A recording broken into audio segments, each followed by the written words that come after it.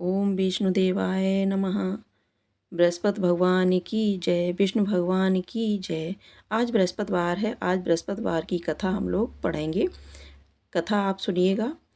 प्राचीन काल में भारत में एक राजा राज्य करता था। वह बड़ा ही प्रतापी और दानी था। वह नित्य मंदिर में दर्शन करने जाता तथा ब्राह्मण और गुरु की सेवा किया करता था। उसके द्वार से कोई भी निराश होकर नहीं लौटता था। वह प्रत्येक गुरुवार को व्रत एवं पूजन करता था। वह गरीबों की सहायता करता, परंतु यह सब बातें उसकी रानी को अच्छी नहीं लगती। वह न व्रत करती, न किसी को एक पैसा दान में देती थी। राजा से भी ऐसा करने को मना किया करती थी। एक समय राजा शिकार खेलने वन को गए हुए थे। घर पर रानी और दासी थी। उस समय गुरु बृहस्पति देव एक साधु का रूप धारण कर राजा के दरवाजे पर भिक्षा मांगने गए तथा भिक्षा मांगी तो रानी कहने लगी, हे साधु महाराज, मैं इस दान और पुण्य से तंग आ गई हूँ। मेरे से तो घर का कार्य ही समाप्त नहीं होता। इस कार्य के लिए तो मेरे पतिदेव ही बहुत हैं। आप ऐसी कृपा करें कि यह सब धन नष्ट हो जावे तथा मैं आराम से रह सकूं। साधु बोले, हे देवी, तुम तो बड़ी विचित्र हो। संतान और धन से कोई दुखी नहीं होता, इसको तो सभी चाहते हैं। पापी भी पुत्र और धन की इच्छा करता है। अगर आपके पास धन अधिक है तो भूखे मनुष्यों को भोजन कराओ, प्याऊ लगवाओ, ब्राह्मणों को दान दो, धर्मशाला बनवाओ, कुआं, तालाब, बावड़ी, बाग बगीचे आदि का निर्माण कराओ, निर्धन मनुष्यों की कुंवारी कन्याओं का विवाह कराओ और अनेकों यज्ञादिक धर्म करो। इस प्रकार के कर्मों से आपके कुल का और आपका नाम परलोक में सार्थक हो जाएगा एवं स्वर्ग की प्राप्ति होगी। मगर वह रानी इन बातों से खुश न हुई। वह बोली, हे साधु महाराज, मुझे ऐसे धन की आवश्यकता नहीं जिसको मैं और मनुष्यों को दान दूं तथा जिसको रखने उठाने में मेरा सारा समय बर्बाद हो जाए। साधु ने कहा, हे देवी, तुम्हारी ऐसी इच्छा है तो ऐसा ही होगा। मैं तुम्हें बताता हूँ, वैसा ही करना। बृहस्पतिवार के दिन घर को गोबर से लीपना, अपने केसों को धोना, केसों को धोते समय स्नान करना। राजा से कहना कि वह हजामत बनवाएं, भोजन में मांस मदिरा खाना, कपड़े धोबी के यहाँ धुलने डालना। इस प्रकार 7 बृहस्पतिवार करने से तुम्हारा सारा धन नष्ट हो जाएगा। ऐसा कहकर वह साधु महाराज वहाँ से अंतर्ध्यान हो गए। रानी ने साधु के कहे अनुसार वैसा ही किया। 3 बृहस्पतिवार ही बीते थे कि उसका समस्त धन नष्ट हो गया। वह भोजन के लिए दोनों समय तरसने लगे, सांसारिक भोगों से दुखी रहने लगे। जब वह राजा रानी से कहने लगा कि रानी, यहाँ पर रहो, मैं दूसरे देश को जाता हूँ, क्योंकि यहाँ पर मुझे सभी मनुष्य जानते हैं, इसलिए कोई कार्य नहीं कर सकता। देश चोरी परदेश भी बराबर है। ऐसा कहकर राजा परदेश चला गया। वहाँ जंगल जाता और लकड़ी काट कर लाता तथा शहर में बेचता। इस तरह जीवन व्यतीत करने लगा। इधर राजा के घर रानी और दासी दुखी रहने लगीं। किसी दिन भोजन और किसी दिन जल पीकर ही रह जाती। एक समय रानी और दासी को 7 दिन बिना भोजन के व्यतीत हो गए। तो रानी ने अपनी दासी से कहा, हे दासी, यहाँ पास ही के नगर में मेरी बहन रहती है। वह बड़ी धनवान है। तू उसके पास जा और वहाँ से 5 सेर बेजर मांग ला, जिससे कुछ समय के लिए गुजर हो जाएगी। इस प्रकार रानी की आज्ञा मानकर दासी उसकी बहन के पास गई। रानी की बहन उस समय पूजन कर रही थी, क्योंकि उस रोज बृहस्पतिवार था। जब दासी ने रानी की बहन को देखा और उससे बोली, हे रानी, मुझे तुम्हारी बहन ने भेजा है, मेरे लिए 5 सेर बेजर दे दो। इस प्रकार दासी ने अनेक बार कहा, परंतु रानी की बहन ने कुछ उत्तर नहीं दिया, क्योंकि वह उस समय बृहस्पतिवार की व्रत कथा सुन रही थी। इस प्रकार जब दासी को किसी प्रकार का उत्तर नहीं मिला तो वह बहुत दुखी हुई एवं क्रोध भी आया, परंतु वह बिना कुछ कहे लौटकर अपनी रानी के पास आकर बोली, हे रानी, तुम्हारी बहन तो बहुत घमंडी है। वह छोटे लोगों से बात भी नहीं करती, इसलिए उसने मेरी बात का कोई उत्तर नहीं दिया। मैं वापस चली आई। रानी बोली, हे दासी, इसमें उसका कोई दोष नहीं। जब बुरे दिन आते हैं तब कोई सहारा नहीं देता। अच्छे बुरे का पता आपत्ति काल में ही लगता है। अब जो ईश्वर की इच्छा होगी वही होगा। यह सब हमारे भाग्य का दोष है। इधर उस रानी ने देखा कि मेरी बहन की दासी आई थी, परंतु मैं उससे नहीं बोली, इससे वह बहुत दुखी हुई होगी। यह सोच कथा को सुन और विष्णु भगवान का पूजन समाप्त कर वह रानी बहन के घर गई और अपनी बहन से कहने लगी कि हे बहन, मैं बृहस्पतिवार का व्रत कर रही थी, तुम्हारी दासी गई तब कथा हो रही थी, परंतु जब तक कथा होती है तब तक न उठते हैं न बोलते हैं, इसलिए मैं नहीं बोली। कहो दासी क्यों गई थी? रानी बोली, बहन हमारे यहाँ अनाज नहीं था। वैसे तुमसे कोई बात छिपी नहीं है, इस कारण मैंने दासी को तुम्हारे पास 5 सेर बेजर लेने के लिए भेजा था। रानी बोली, बहन बृहस्पति भगवान सभी मनोकामना पूर्ण करते हैं। देखो शायद तुम्हारे घर में अनाज रखा हो। इस प्रकार का वचन जब रानी ने सुना तो वह घर के अंदर गई और वहां उसे एक घड़ा बेजर का भरा मिल गया। तब वह रानी और दासी बहुत खुशी हुई और दासी कहने लगी, हे रानी देखो, वैसे हमको जब अन्न नहीं मिलता तो हम रोज ही व्रत करते। अगर इनसे बृहस्पतिवार की व्रत की विधि और कथा पूछ ली जाए तो उसे हम भी क्या करेंगे। तब उस रानी ने अपनी बहन से पूछा कि हे बहन, बृहस्पतिवार के व्रत की कथा कैसे है तथा यह व्रत कैसे करना चाहिए। रानी की बहन ने कहा, बृहस्पतिवार के व्रत में चना की दाल मुनक्का से विष्णु भगवान का केले की जड़ में पूजन करें, दीपक जलाएं, पीला भोजन करें तथा कहानी सुने। इससे बृहस्पति भगवान प्रसन्न होकर अन्न पुत्र धन देते हैं।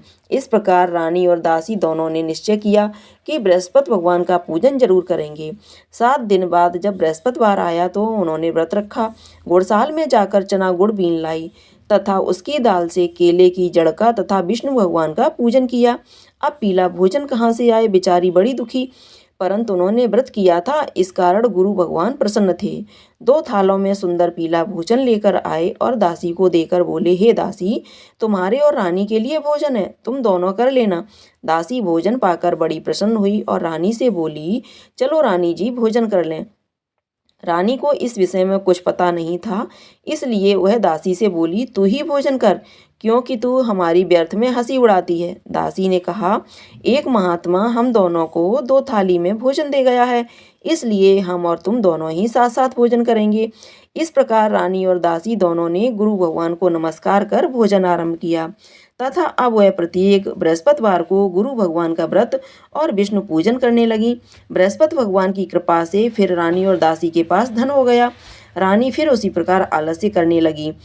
तब दासी बोली, रानी तुम पहले भी इस प्रकार आलस्य करती थी, तुम्हें धन रखने में कष्ट होता था, इस कारण सभी धन नष्ट हो गया। अब गुरु भगवान की कृपा से धन मिला है तो फिर तुम्हें आलस्य होता है। बड़ी मुसीबतों के बाद हमने यह धन पाया है, इसलिए हमें दान पुण्य करना चाहिए। आप भूखे मनुष्यों को भोजन कराओ, प्याऊ लगवाओ, ब्राह्मणों को दान दो, कुआं तालाब बावड़ी आदि का निर्माण कराओ, मंदिर पाठशाला बनवाकर दान दो, कुंवारी कन्याओं का विवाह कराओ, धन को शुभ कार्यों में खर्च करो, जिससे तुम्हारे कुल का यश बढ़े तथा तुम्हें स्वर्ग प्राप्त हो। तब रानी ने इसी प्रकार के कर्म करना प्रारंभ किया तो उनका यश फैलने लगा। एक दिन रानी और दासी विचार करने लगी, न जाने राजा किस प्रकार होंगे, उनकी कोई खोज खबर नहीं मिली। तब गुरु भगवान से उन्होंने प्रार्थना की। भगवान ने रात्रि में राजा को स्वप्न में कहा, हे राजा उठ, तेरी रानी तुझको याद कर रही है, अपने देश को जाओ। राजा प्रातःकाल उठा और विचार करने लगा कि स्त्री की जात खाने और पहनने की संगिनी होती है, परंतु भगवान की आज्ञा मानकर वह अपने नगर के लिए चलने को तैयार हुआ। इससे पूर्व जब राजा परदेश चला गया तो परदेश में दुखी रहने लगा। प्रतिदिन जंगल में से लकड़ी बीन कर लाता तथा उन्हें शहर में बेचकर अपने दुखी जीवन को बड़ी कठिनता से व्यतीत करता था। एक दिन राजा दुखी होकर अपनी पुरानी बातों को याद करके रोने लगा। तब उस जंगल में से बृहस्पति देव एक साधु का रूप धारण कर आए और राजा के पास आकर बोले, हे लकड़हारे, तुम इस सुनसान जंगल में किस चिंता में बैठे हो, मुझको बतलाओ। यह सुनकर राजा के नेत्रों में जल भर आया और साधु की वंदना कर बोला, हे प्रभु, आप सब कुछ जानने वाले हो। इतना कह साधु को अपनी संपूर्ण कहानी बतला दी। साधु रूपी भगवान बोले, हे राजा, तुम्हारी स्त्री ने बृहस्पति देव का अपमान किया था, जिस कारण तुम्हारी यह दशा हुई है। अब तुम किसी प्रकार की चिंता मत करो, भगवान तुम्हें पहले से अधिक धनवान करेगा। देखो, तुम्हारी स्त्री ने भी गुरुवार का व्रत आरंभ कर दिया है और तुम भी मेरा कहना मानकर बृहस्पतिवार को व्रत करके चने की दाल गुड़ जल को लोटे में डालकर केले का पूजन करो। फिर कथा सुनो, भगवान तुम्हारी सब मनोकामनाओं को पूर्ण करेगा। साधु को प्रसन्न देखकर राजा बोला, हे प्रभु, मुझे लकड़ी बेचकर इतना पैसा नहीं मिलता जिससे भोजन करने के उपरांत कुछ बचा सकूं। मैंने रात्रि में अपनी रानी को व्याकुल देखा है, मेरे पास कुछ भी नहीं है। जिससे मैं उसकी खबर मंगा सकूं, और फिर मैं कौन सी कहानी कहूं यह मुझे कुछ मालूम नहीं है। साधु ने कहा, हे राजन, तुम किसी बात की चिंता मत करो। बृहस्पतिवार के दिन तुम रोजाना की तरह लकड़ियां लेकर शहर को जाओ। तुमको रोज से दुगना धन प्राप्त होगा, जिससे तुम भली भांति भोजन कर लोगे तथा बृहस्पति देव की पूजा का सामान भी आ जाएगा। बोलिए बृहस्पति देव भगवान की जय, बोलिए विष्णु भगवान की जय। आज हमने आपको ये कथा सुनाई है। बृहस्पति भगवान की जो एक कथा होती है, दो कथा दी जाती है, उनमें से पहली वाली कथा मैंने आपको सुनाई है। अब सुनेंगे विष्णु भगवान की आरती। दूसरी कथा अगर आप सुनना चाहते हैं तो अलग से वीडियो है दूसरा, उसमें जाके आप सुनिएगा। अभी हम यहाँ पे आरती सुनाते हैं, आरती कीजिएगा। कथा पढ़ने के बाद हमेशा आरती करनी चाहिए। तो चलिए सभी लोग मिलकर के प्रेम से विष्णु भगवान की आरती करते हैं। ओम जय बृहस्पति देवा स्वामी, जय बृहस्पति देवा। छिन छिन भोग लगाऊं कदली फल मेवा। ओम जय बृहस्पति देवा। तुम पूर्ण परमात्मा, तुम अंतर्यामी स्वामी, तुम अंतर्यामी। जगत पिता जगदीश्वर, तुम सबके स्वामी। ओम जय बृहस्पति देवा। चरणामृत निज निर्मल, सब पातक हरता स्वामी, सब पातक हरता। सकल मनोरथ दायक, कृपा करो भरता। ओम जय बृहस्पति देवा। तन मन धन यार पढ़ कर, जो जन शरण पढ़े प्रभु, जो जन शरण पढ़े। प्रभु प्रकट तब हो कर, आकर द्वार खड़े। ओम जय बृहस्पति देवा। दीन दयाल दयानिधि, भक्तन हितकारी स्वामी, भक्तन हितकारी। पाप दोष सब हरते, भव बंधन हारी। ओम जय बृहस्पति देवा। सकल मनोरथ दायक, सब संशय तारो स्वामी, सब संशय तारो। विषय विकार मिटाओ, संतन सुखकारी। ओम जय बृहस्पति देवा। जो कोई आरती तेरी, प्रेम सहित गावे स्वामी, प्रेम सहित गावे। ज्येष्ठानंद वंद सो निश्चय पावे। ओम जय बृहस्पति देवा स्वामी, जय बृहस्पति देवा। सब बोलो विष्णु भगवान की जय, बृहस्पति देव भगवान की जय। आरती करने के बाद भगवान का भोग लगाएंगे। आओ भोग लगाओ मेरे भगवन, प्रेम से भोग लगाओ मेरे भगवन। पूरब पश्चिम उत्तर दक्षिण, चारों दिशाओं से आओ मेरे भगवन। आओ भोग लगाओ मेरे भगवन, प्रेम से भोग लगाओ मेरे भगवन। विलनी के बेर सुदामा के तंदुल, विलनी के बेर सुदामा के तंदुल। रुचि रुचि भोग लगाओ मेरे भगवन। आओ भोग लगाओ मेरे भगवन, प्रेम से भोग लगाओ मेरे भगवन। दुर्योधन की मेवा त्यागी, साग बेदुर घर खाओ मेरे भगवन। आओ भोग लगाओ मेरे भगवन, प्रेम से भोग लगाओ मेरे भगवन।